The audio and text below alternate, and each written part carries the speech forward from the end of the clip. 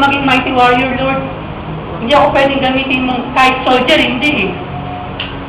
Kasi ang turing sa amin, least and weakest pa. Nandun yung superlative degree ng comparison. Doon among the 12 tribes. At among the 12 tribes, doon sa lipi, si Gideon pa, yung pinaka-apa.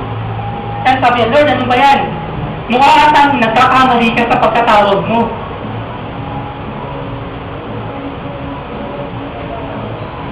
Alam po ninyo, sa sitwasyon po ninyo kung anong meron kayo ngayon, kung ang tingin nyo, you are the weakest, kung anong grupong pinabibilangan nyo, nagkakamali po kayo. Kung ang tingin po nyo sa sarili nyo, you are the least, among them, nagkakamali po kayo. Sapagkat ang Panginoon po naghahanap hindi matatalino.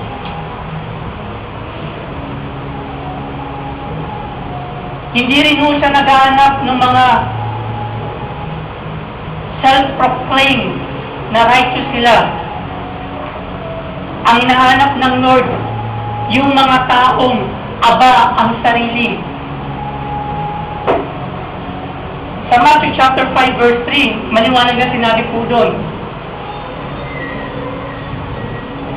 Blessed are the poor in the spirit, for theirs is the kingdom of God, kingdom of heaven rather. At pagtungtong po ng Luke chapter 14 verse 11, ang ganda ho ng sinabi po doon,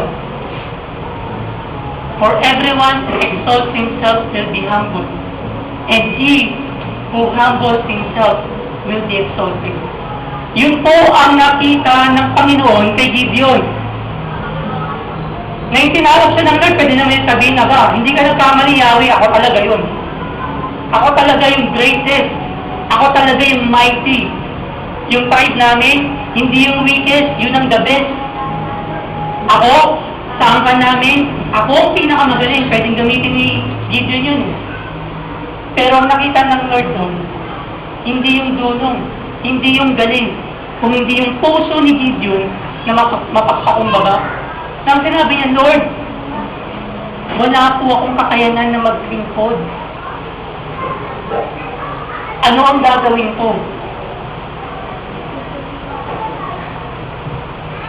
That time, hindi naman muna discourage si Gideon. Kung hindi, mas lalo pa siyang naging eager na hanapin yung salita ng Diyos. Na humingi pa ng maraming confirmation, although yung sabi ng Lord na yun, assurance na yun. Lord, talaga ba? Kasi ang pagkatawag ko, sabi nga po ni Pablo, do not be hasty in choosing your people. Huwag pabigla-bigla sa pagpili ng iyong makakasama sa paglilingkod.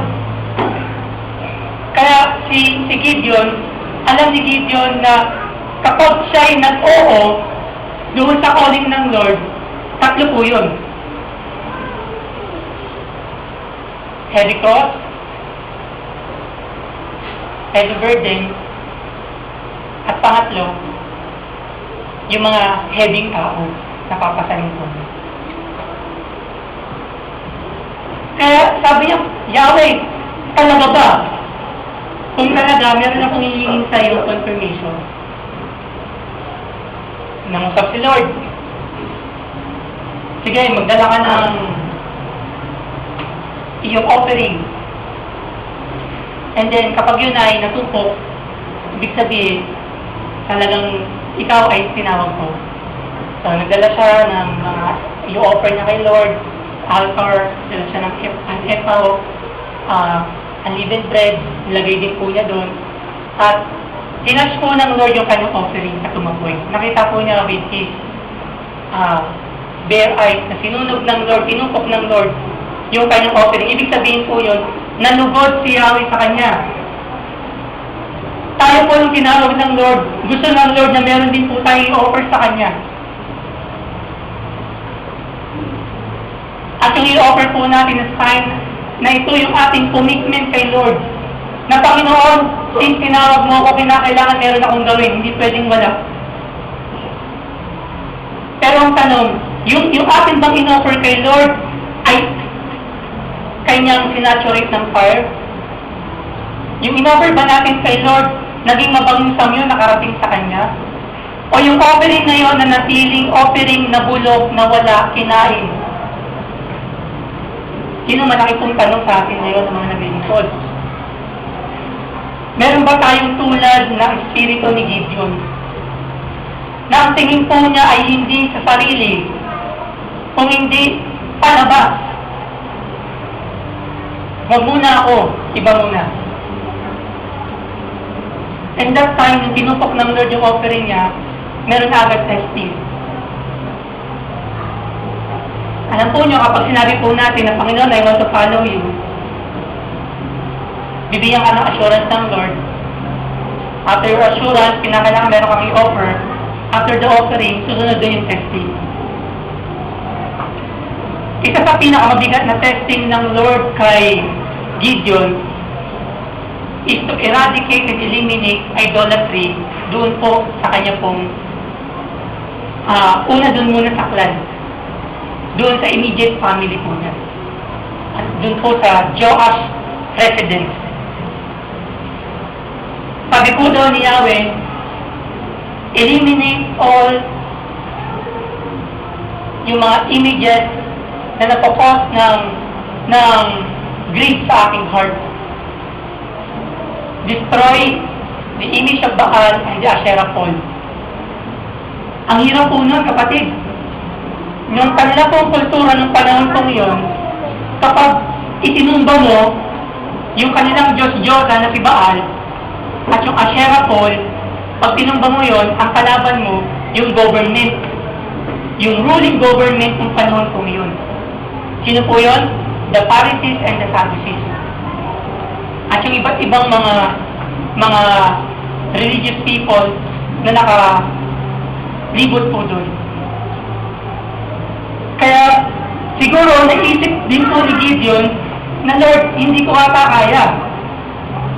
Para pabaksakin yung kanilang Diyos-Diyosan, yung kanilang sinasaluduan, niyuyukuran, binibigyan ng offering, binibigyan ng mga handog.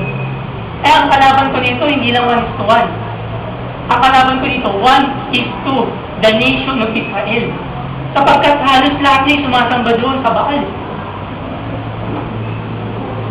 Kaya nga sabi ng Lord, ikaw si Sparkla. Kapag sinimulan mo, lahat yan, magsusunuran na. Dahil medyo hesitant ng konti si Gideon, hindi niya sinumbat, sinira yung image ni Baal na umaga, gabi, walang tao. So, para siyang ninja. Para siyang si 007. Siguro nagsuot pa siya ng mga disguising figure niya para hindi siya makilalang siya ay si Gideon. At nung nakita po niyang Baal, ala, ito yung inutusahan ng Lord. Sinumba niya po yun. Siniraw niya yung image si Baal and the Asherah pole, binaksak po niya lahat yun. At kinabukasan, siguro gumising siya alas 12 para hindi siya mapagkamalan. Hindi na siya yung sumira. Nagulat yung mga tao. Kung sino sumira ng ating pinakamamahal na imahe. Siyempre, si Gideon, narinig ni Gideon yung mga usap-usapan. Kasi yung kawali na lang siya. At sinabi, pinalabas lahat. Siguro nakita, may nakakita, merong chuchu. Si Gideon yung sumira. Yung anak ni Joash. So pinatawag si Gideon. Kasama yung kanyang tatay. Kaya sabi niya doon, Joash, ilabas mo yung anak mo. Dahil marami kami nakalap na mga balita na siya daw ang sumira sa aming Diyos, sa ating Diyos na si Baal. Si Gideon, medyo hindi mo mawala yung takot eh. Andan yung takot? Medyo takot. Bakit po? Balita namin, ikaw daw sumira sa ating pinakamamahal na si Baal. So, ang nagsalita in behalf of him, yung tatay. Yung tatay. Sabi ng tatay, kung talagang totoo yung Diyos na yan, na si Baal, di sana niligtas niya yung sarili niya. umilag siya. Habang pinupok siya ni Gideon. Eh hindi. Pinulbos siya ni Gideon, ibig sabihin hindi totoo yung Diyos nyo. Kaya pinangalanan si Gideon ng Jerubbaal. Ibig sabihin po nun, hinamon ni Gideon yung Diyos ng mga himping na niyuyukuran at pinabaksak niya. Nang ibig sabihin, yung Diyos na pinaglilingkuran ni Gideon ang totoong Diyos. Kaya kapag nagkaamo na, sige nga, subukan mo patambayin yung Diyos namin. Nakikita mo ba? Hindi. That's by faith. Yun tayo mga kapatid. Kaya hindi pwedeng makuha ni Satanas yung pananampalataya natin ng basta-basta eh. Sapagkat yung pananampalatayang yun, nakaugat kay Kristo sa puso natin. At yung pananampalataya ni Gideon, nakaugat nung siya'y kausapin ni Yahweh doon sa winepress. Sino ka ba para kausapin ni Yahweh? Sino ba tayo para bigyan ng instruction ng Lord? Ganoon mo tayo ka-importante kay Lord kapag nagbigay mo siya ng instruction. Importante tayo sa Kanya. Sobrang importante. Minsan lang po, yung pagpapahalaga ng Panginoon, hindi po natin nasusuklian ng tamang pagpapahalaga. Kung si Gideon po hindi marunong magpahalaga, hindi mo niya susundin yung utos ng Lord. After po nun, sirain po yung estatwa ng Baal. Wala nang sumunda. Yun yung spark lang. Yun na yung simula na yung bansang Israel ay babalik na sa presensya at piling ng Panginoon. Kaya lang, dahil si Gideon ay sigurista,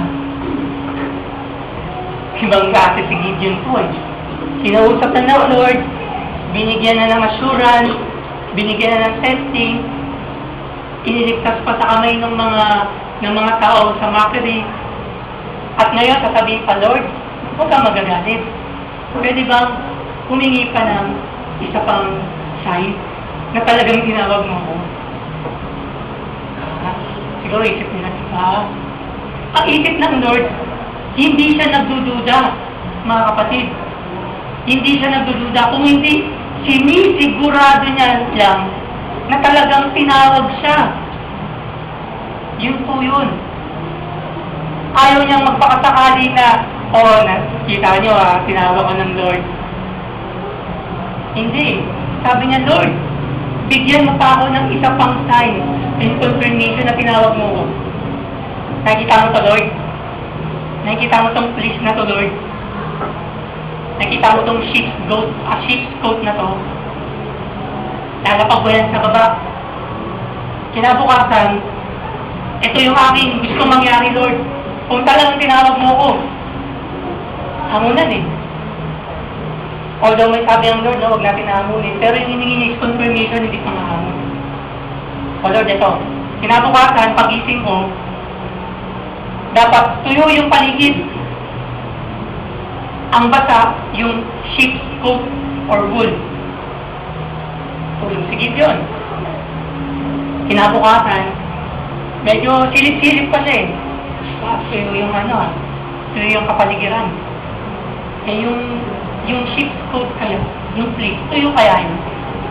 So, kita niya, nandun nakalapag, ikot-ikot, hanggang mamaya ay hinawakan niya, basa!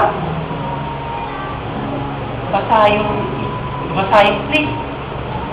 And then, ang ginawa niya, kumuha siya ng bowl. At piniga po niya dun, na puno.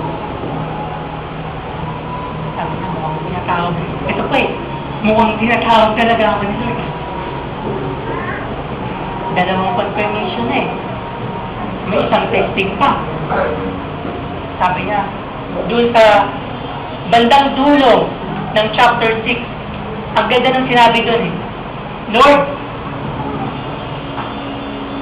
huwag kang magagalit sa akin.